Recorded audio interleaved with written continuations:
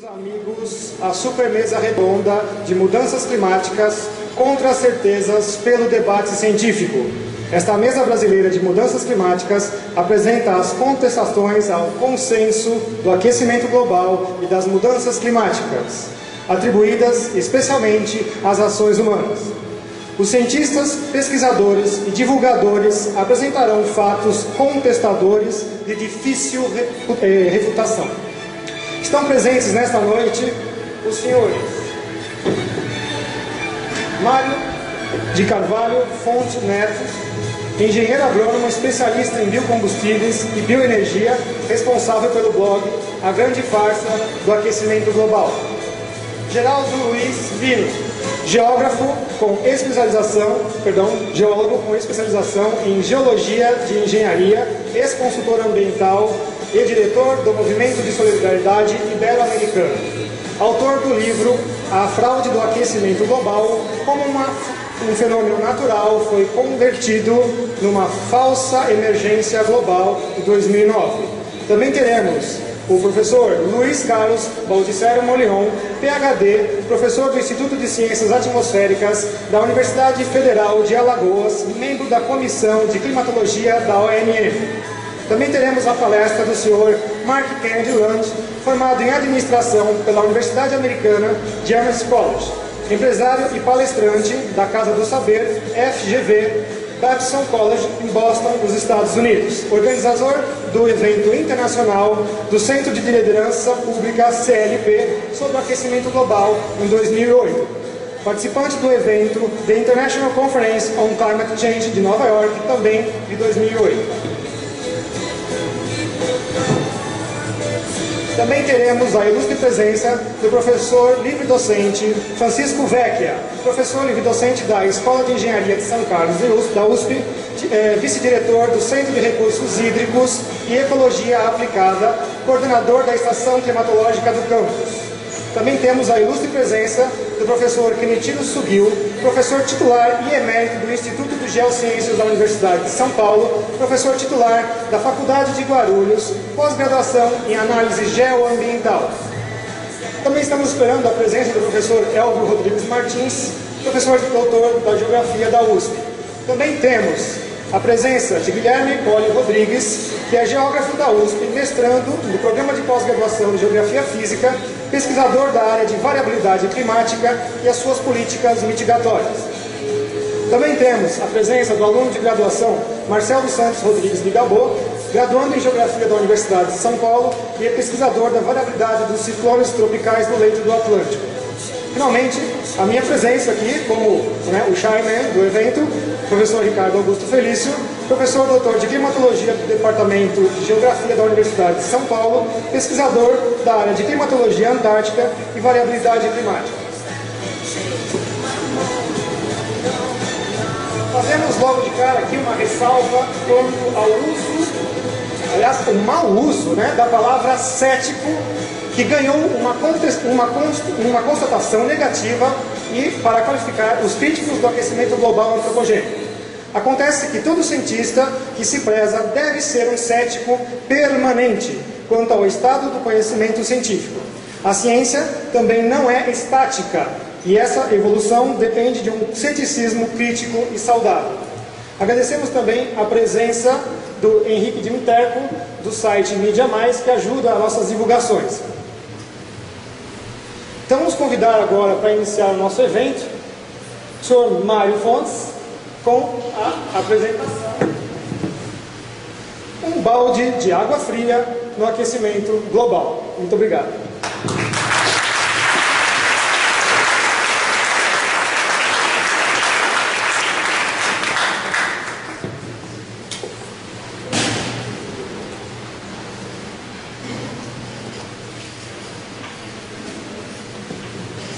Boa noite a todos, obrigado Ricardo pelo convite, é um prazer voltar aqui à USP para falar sobre o assunto. Um balde de água fria no aquecimento global, eu vou tentar resumir um pouco na minha experiência, como é que eu entrei no assunto, e como é que eu acabei pesquisando, enfim, formando o meu juízo em relação a essa questão.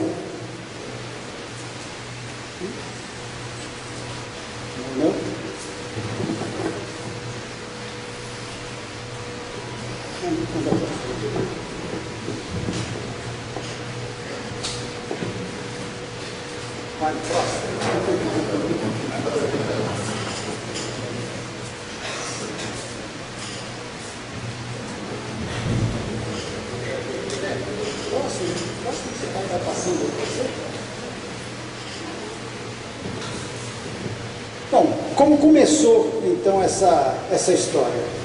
Por favor. Começou com o iatismo, né? Eu, desde criança, aprendi a velejar na represa de Guarapiranga, aqui em São Paulo, com meu avô. Então, mesmo com 8, 10 anos, já participava de algumas competições. Velejei em vários monotipos, né? Barcos, enfim, iguais que concorrem na mesma regata, 5 metros, pinguim, windsurf, laser, snipe, star, hobbycat 16. E essa experiência, enfim, de velejador, né, foi a primeira coisa, né, quer dizer, o barco anda com o vento, então como é que funciona, da onde vem o vento, como é que o vento, enfim, se origina, por que ele aumenta, por que ele diminui. Esse foi, na verdade, o início, né, do meu desenvolvimento nessa área.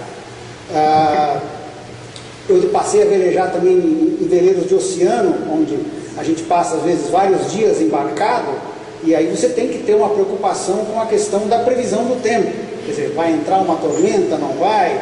É melhor ir perto da praia, ou é melhor ir, enfim, mais por dentro do mar? Onde é que vai ter mais vento? E isso também foi trazendo para mim, enfim, uma visão sobre essa questão do tempo. Depois, com a agronomia. O Ricardo falou, sou engenheiro agrônomo, e a questão na agronomia, quer dizer, a variabilidade natural do tempo e o clima. Porque quando você está tentando produzir na agricultura alguma coisa, é imprescindível você entender como é que o tempo naquele ano vai funcionar. E você acaba descobrindo que a variabilidade natural do tempo é enorme, perto dos parâmetros ou dos padrões que se estabelecem para o clima. O professor Molion depois vai falar com muita propriedade sobre o assunto, mas para você definir um clima de uma região, você precisa de dados estatísticos de 30 anos, pelo menos, né? E você descobre, vivendo um ano atrás do outro na agricultura, que a variabilidade natural é enorme. Isso aqui é uma estufa de flores, aliás, de mudas, né, de cravo, onde eu fui trabalhar na Holanda em 1985. Próximo. A gente passava dias aqui sentado nessa tabuinha, coletando essas mudinhas que depois a gente enraizava e transformava isso então em mudas de cravo. Esse aqui era o sistema de calefação, porque essas estufas na Holanda usavam gás natural para o sistema de calefação da estufa, porque, enfim, do lado de fora estava -4, talvez um pouco menos, e dentro da estufa tentava se manter 18 graus. Então, todos os gases de escapamento da caldeira eram injetados de volta na estufa, que permanecia fechada, e isso contribuía não só para a manutenção da temperatura, porque esse sistema, quem conhece um pouquinho vai entender que isso aqui é água quente, né? Eles esquentavam aquelas bancadas que vocês vão ver logo mais para frente, esquentavam essas bancadas com água quente. Mas enfim, injetavam gás carbônico na atmosfera da estufa, e isso se traduzia num tremendo incremento de produção para as plantas que a gente produzia aqui, né? Então, essa percepção de que o CO2 pode ser um fator limitante para a produção agrícola veio dessa época.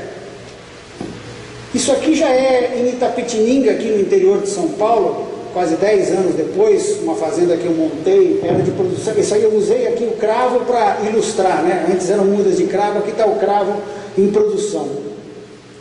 Nessa fazenda aqui em Itapetininga eu fiz um experimento muito interessante. A Liquid Carbonic oferecia CO2 líquido para a gente injetar na água da irrigação. O sistema era de gotejamento e logo que, enfim, a água, né, começava a gotejar, no solo o CO2 que estava dissolvido naquela água se dissociava e as plantas manifestavam naturalmente um incremento de produção. Eu acabei não comprando o CO2 porque, enfim, o preço que eles queriam me vender era muito caro, mas de qualquer forma foi mais uma experiência para comprovar que o CO2 é um fator limitante para as plantas.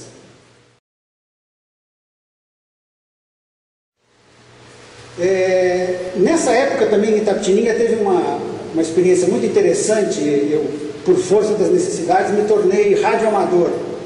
E eu acabei encontrando no rádio o PY2NAV, o seu Narciso Vernizzi. Quem é um pouquinho mais velho aqui deve ser lembrado do seu Narciso, o homem do tempo da Jovem Pan.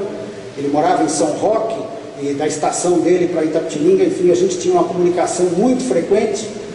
E tem uma frase do Narciso, que não era climatologista, mas enfim, era um repórter. Ele dizia assim: nós ainda não somos capazes de prever o tempo depois de amanhã.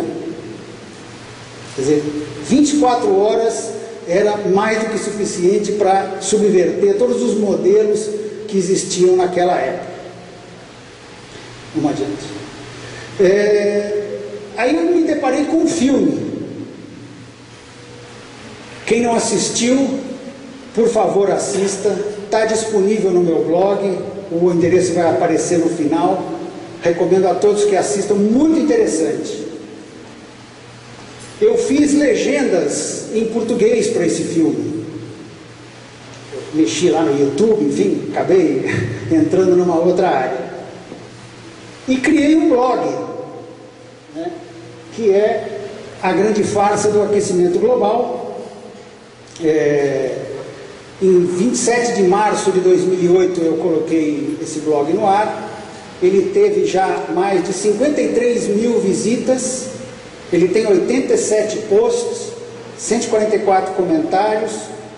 E se vocês buscarem na internet farsa, aquecimento global, ele é topo da lista no Google. Bom, como que eu desenvolvi então esse meu trabalho, né?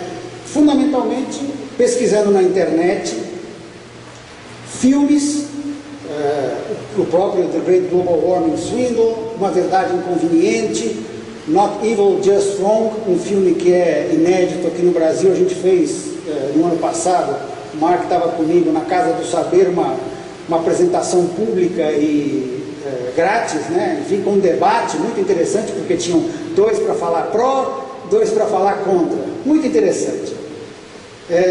Livros, né?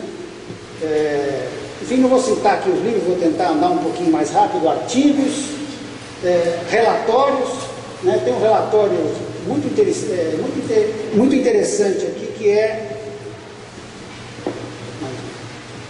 The Business of Climate Change, né? Esse relatório teve dois volumes publicados.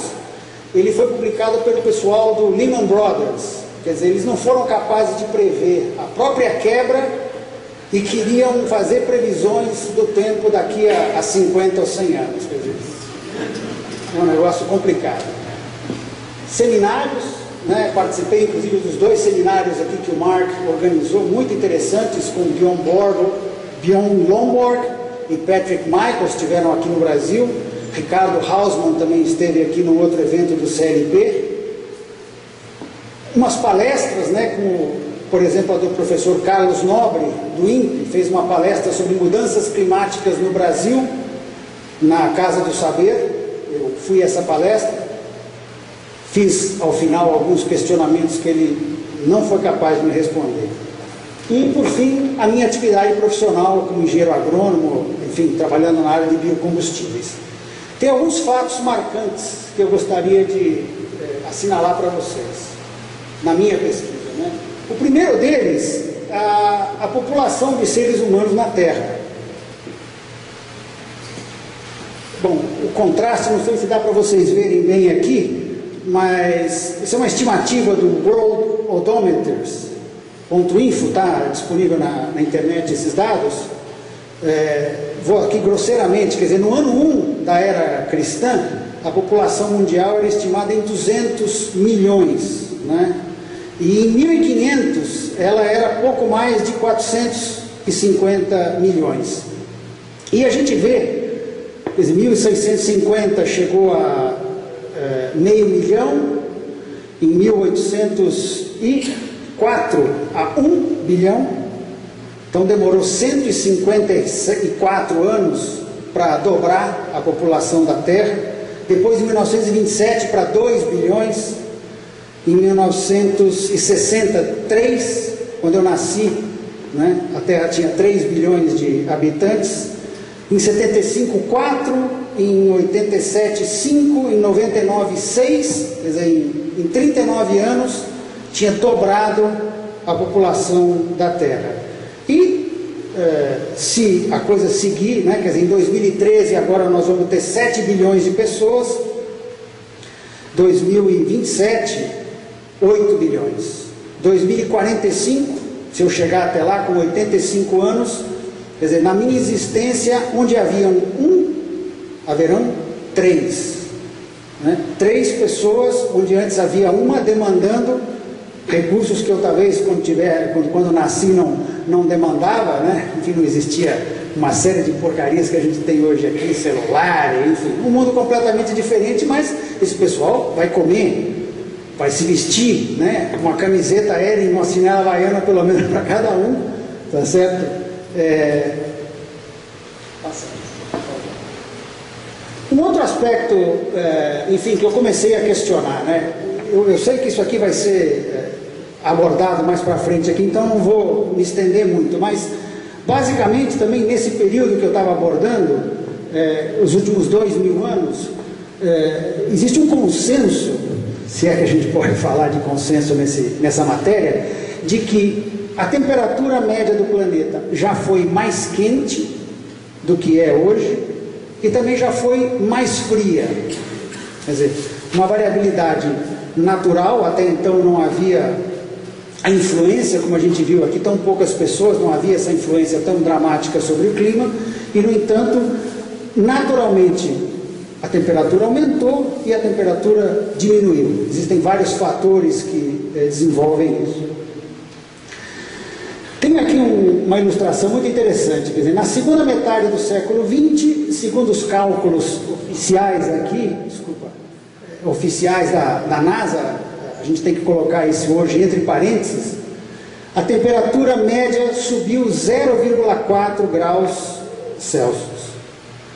E aqui está um mapa mostrando, quer dizer, as temperaturas em azul são para menos, e as temperaturas em laranja, amarelo, enfim, são para mais. Quer dizer, foi uma variação totalmente aleatória, né? Não é possível enxergar aqui nenhum tipo de tendência ou de ligação com algum tipo de fator que está relacionado diretamente com a nossa atividade. No início do século XXI agora, de 2001 a 2009, quer dizer, daqui a pouco a gente intera aqui essa estatística, praticamente não houve aumento. As variações foram muito irregulares, tanto no tempo quanto no espaço. Por favor. Então, mostra aqui, por exemplo, em períodos, né, de 2001 a 2009, dezembro, janeiro e fevereiro, não houve nenhuma variação. Quer dizer, esquentou em alguns lugares, como na Europa, a gente vê ali um aquecimento importante, mas em grande parte do planeta houve um resfriamento, né? E assim, eu não sei, Ricardo, a gente vai disponibilizar esse material depois para vocês, né? Eu vou tentar acelerar aqui, quer dizer, passa, por favor, tem mais 2, quer dizer, em outra época você vai descobrir que teve uma variação de mais 0,02 graus centígrados de elevação da temperatura, se é que a gente pode chamar isso de elevação.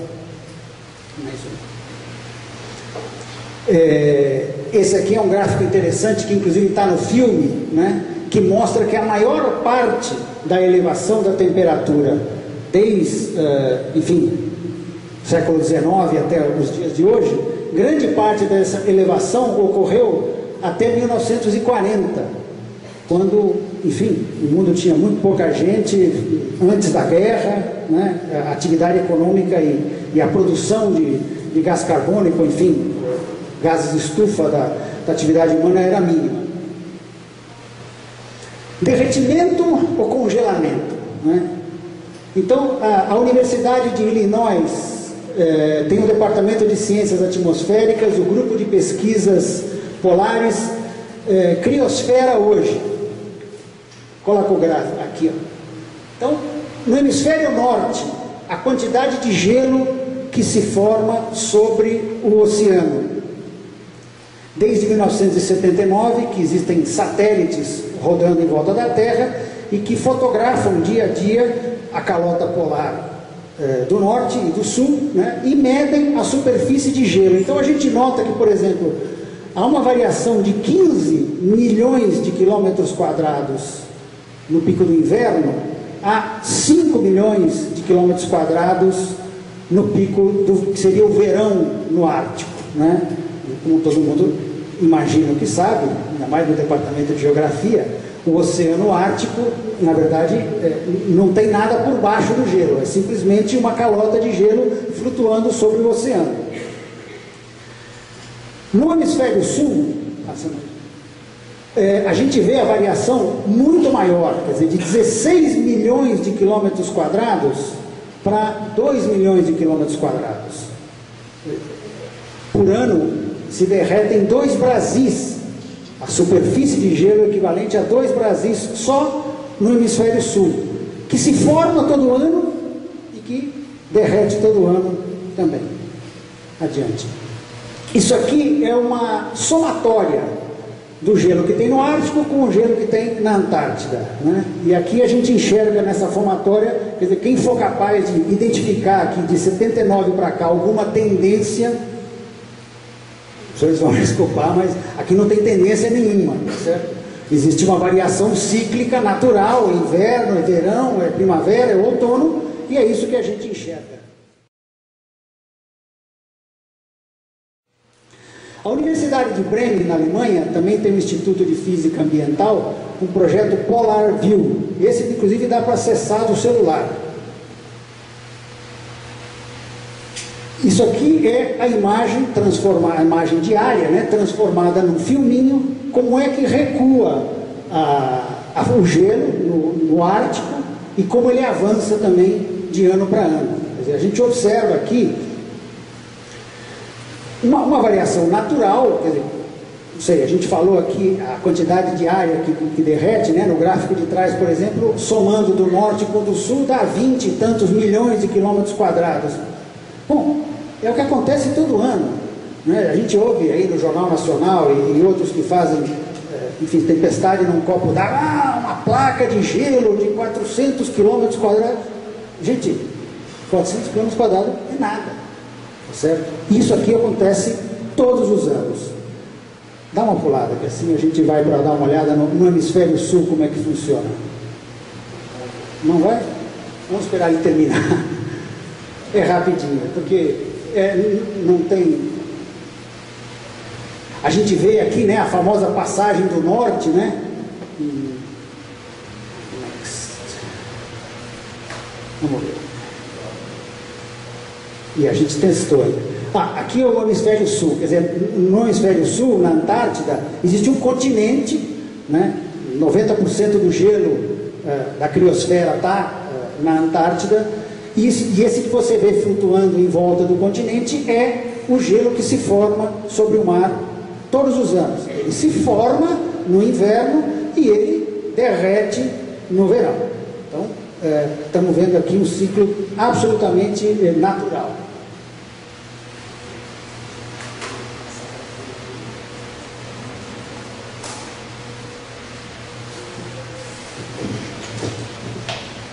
Bom, aqui, só para a gente fazer uma comparação, né? No dia 7 de setembro de 2007, a passagem do norte aqui está aberta, né? Você consegue sair da Europa e chegar...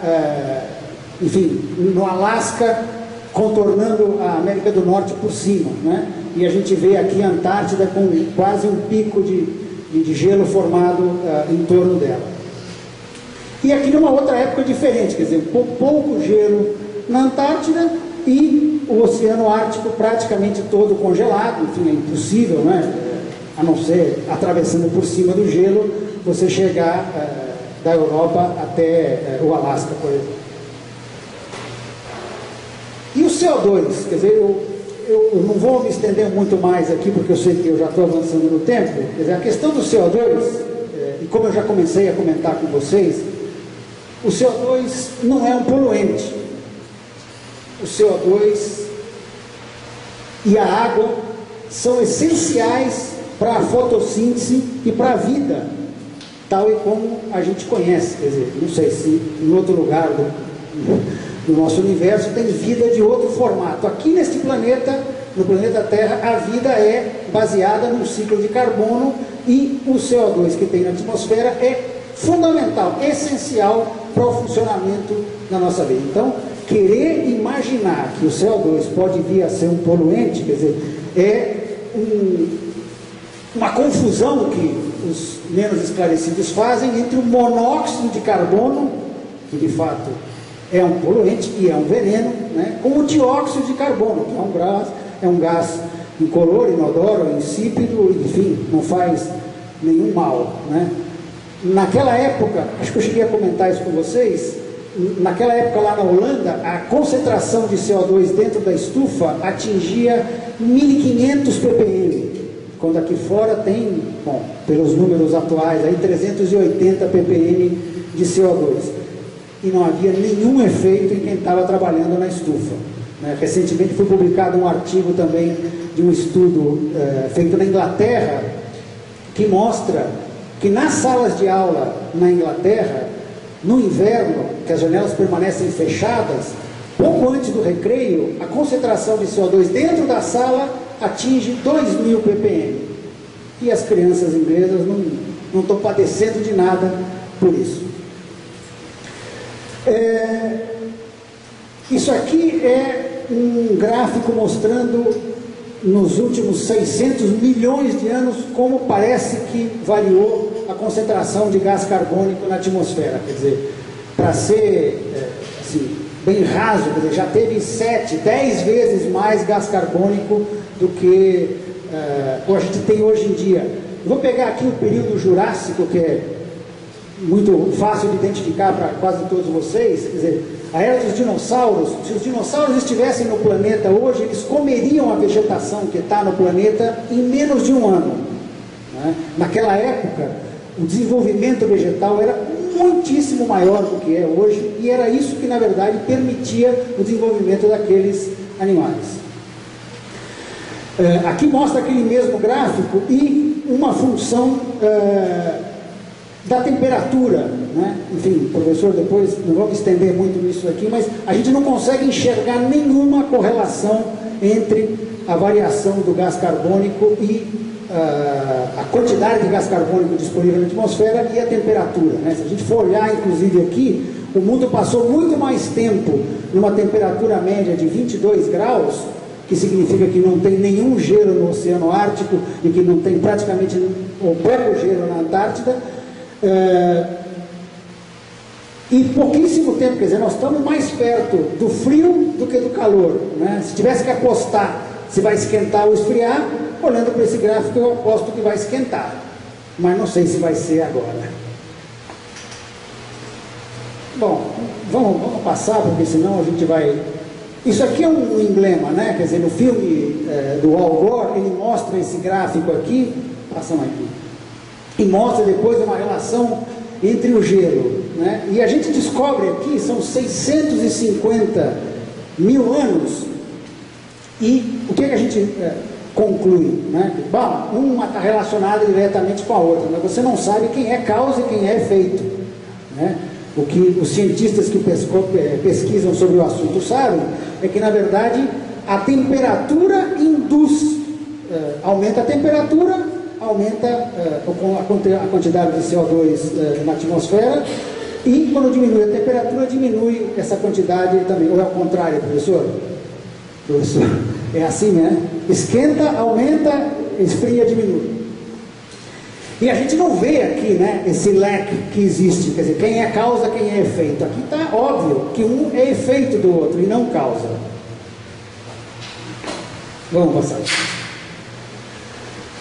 Aqui tem um ciclo do CO2 na atmosfera, de forma esquemática aqui, para a gente entender que são 170 gigatoneladas de CO2 produzidos naturalmente e aportados à atmosfera, e, não sei, 5, alguma coisa, gigatoneladas, quer dizer, 4% é 3%. Obrigado, professor.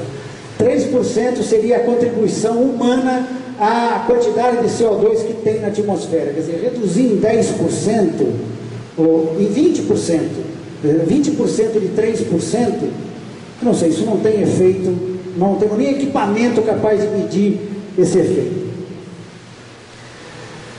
Eu não vou me estender aqui, vamos passar um pouquinho aqui na questão do efeito de estufa, porque eu sei que o professor vai falar sobre isso, ele já me comentou, vamos lá. Quais são os gases do efeito estufa, o vapor de água, que é realmente o mais importante nessa... Existe uma série de outros que realmente tem uma importância secundária. Vamos adiante. Como eles têm variado aqui nos últimos anos, vamos lá. A contribuição, em princípio, que seria para os gases do efeito estufa, né, e o objetivo de estacionar essa contribuição, que eu sinceramente acredito que não tem efeito nenhum. Vamos dar uma olhadinha na atmosfera. Quer dizer, nossa atmosfera, ela é composta de 78% de nitrogênio, 21% de oxigênio, 0,9%, não dá 1% de argônio, outros 0, nós estamos falando de CO2, 0,03%. Bom, o professor tenho certeza que vai mostrar números aí que tão pouco que a gente adiciona nisso não faz realmente o menor efeito.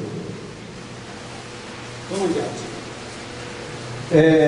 Isso aqui para mostrar como diferente do que a gente imagina inicialmente, como que funciona a nossa atmosfera, né? A temperatura começa em torno de 20 graus aqui, na verdade 14, né? Ou 15 a gente viu no slide lá anterior, mas vamos considerar aqui os 20 que eles estão dizendo, na superfície do planeta, e ela vai esfriando conforme você vai subindo, essa região aqui que chama-se troposfera, até chegar a torno de menos 60, né, graus Celsius.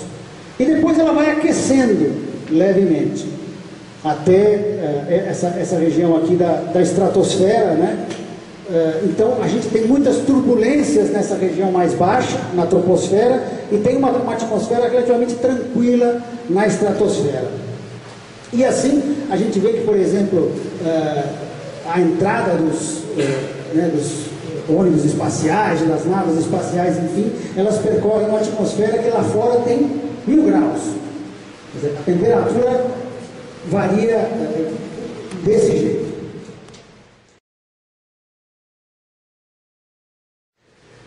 Isso aqui é um gráfico muito interessante que mostra o efeito acumulado da força dos ventos, né? Os ciclones tropicais formam uma energia acumulada, isso somatório, a gente enxerga aqui como é que isso tem variado nos últimos anos, e obviamente a gente sabe que o CO2 está subindo, e a gente não enxerga aqui o aumento dos furacões, tufões e tudo mais. Isso aqui vocês depois vão ler com cuidado. Eu acho que são uma advertência, né, que deveria constar em todos os relatórios do IPCC. Vamos passar porque a questão fundamental que a gente... Vamos adiante. Quer dizer, o que o nosso... Opa.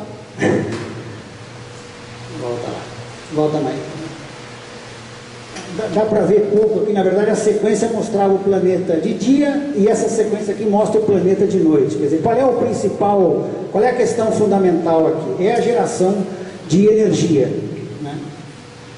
Então, a geração mundial de energia elétrica por fonte, dados de 2006, que são os últimos que estão disponíveis, está aqui, 41% carvão, gás natural, hidráulicas, nuclear, óleo e outras, né? Se a gente olhar as fontes de energia primária, a gente enxerga também aqui a questão do carvão e da turfa, muito importante, o petróleo, sem dúvida, o mais importante nos dias atuais, a hidráulica e nuclear, quer dizer, a hidráulica aqui com uma contribuição pequena, né? A nuclear com uma contribuição bem maior do que a hidráulica. Isso é uma realidade que foge um pouco ao nosso dia a dia, né? Nós temos essa visão aqui no Brasil, é tudo hidráulico. Então nós vivemos realmente uma coisa que é completamente diferente do mundo, né? Podemos dizer adiante. Isso aqui é uma brincadeira, né? Mas a gente vê muito isso hoje em dia, greenwashing, né? O cara se transforma em verde, se pinta de verde, mas o que ele está fazendo, na verdade, é uma sujeira no nosso meio ambiente.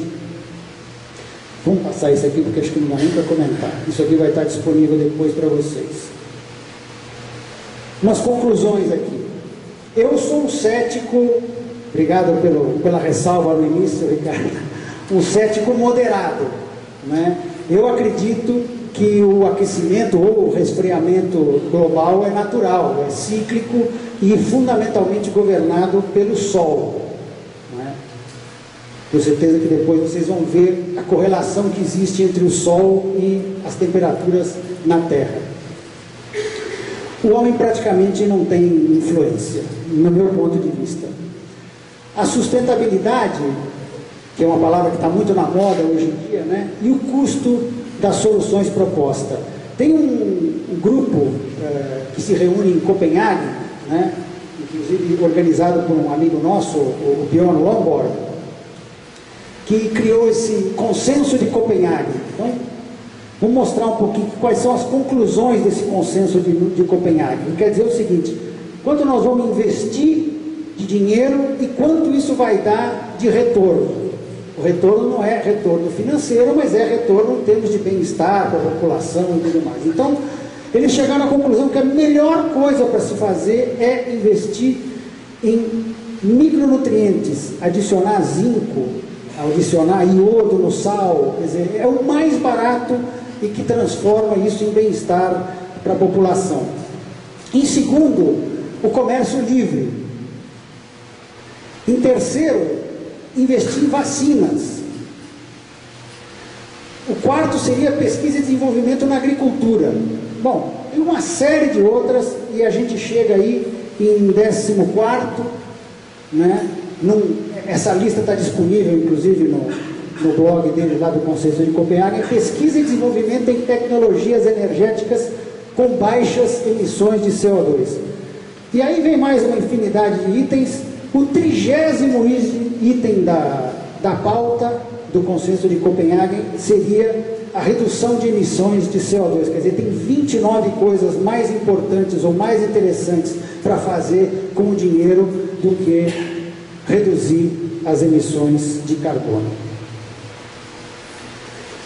Sertão do Cariri, isso aqui é interessante, uma experiência particular, né? Eu, em 2007, no dia 2 de julho, né? Junho, né? Festas juninas, estava em Campina Grande, na Paraíba. Fui visitar lá o pessoal da Embrapa Algodão. E no dia seguinte tinha uma reunião em Serra Talhada, no interior de Pernambuco. Saí de Campina Grande, fui à noite lá no forrozódromo, muito interessante, né? Comendo solto já o forró. No dia seguinte, indo de Campina Grande para Serra Talhada, eu atravessei de ponta a ponta o Cariri, né? Que é uma das regiões tradicionalmente conhecidas, acho que todo mundo já ouviu falar, Luiz Gonzaga falava, né? Uma das regiões mais secas do país. Mas nesse ano particularmente, e nessa época, eu encontrei tudo verde, todos os açudes cheios e vertendo inclusive água. Quer dizer, a festa de São João em Campina Grande tinha paçoca, milho verde, canjica, tudo. Foi realmente um ano de fartura. A natureza é assim. Terra da Garoa, quer dizer, aquela história que eu comecei contando para vocês do iatismo, a gente até hoje vê, quer dizer, na represa de Guarapiranga, chega no final de tarde, entra uma massa de ar frio com umidade que vem do oceano, que sobe a serra, condensa. Bom, se a garoa não chega hoje aqui à USP, é porque, claro, a cidade cresceu tremendamente, houve uma impermeabilização, eliminaram as árvores e tal, existe um efeito de aquecimento isolado na cidade, mas lá na represa a gente tem garoa quase todo dia, né? E por fim, essa é a minha visão, né? Quer dizer, nada mais causa danos ao meio ambiente do que a pobreza. Estou à disposição depois, acho que não tem uma rodada de perguntas. Obrigado.